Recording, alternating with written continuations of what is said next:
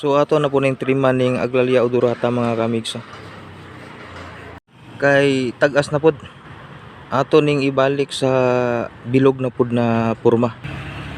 So sugdan na nato ni. Kining tanoma di ay gitawag diri sa mga og kanang swilan.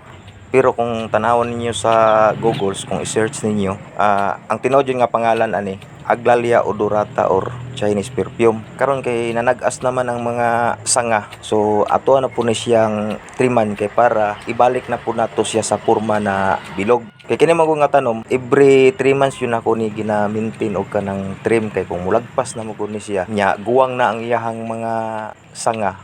Inighuman og trim lain kay siya tan-awon nay makita nga murag kanang pahak-pahak gani. Mao ning samtang linghod pa ang iyahang mga sanga, ato adyo ning ginatriman. So ako adyo ning ginamintin og trim kay mao po ni nagadugang og view sa amuang gamay nga garden. So ato po ning pangwaan ning kining mga sagsaag nga mga nanubo na mga sanga kibali para katulad yung makita ang katong atuang gitriman. So kay naa may mga katong pinutlan ako dati nga patay na nga sanga, mao ni ako ang gigabas kay para nindot na pud siya tan-awon. So mao na ni ang nahimo niyang resulta.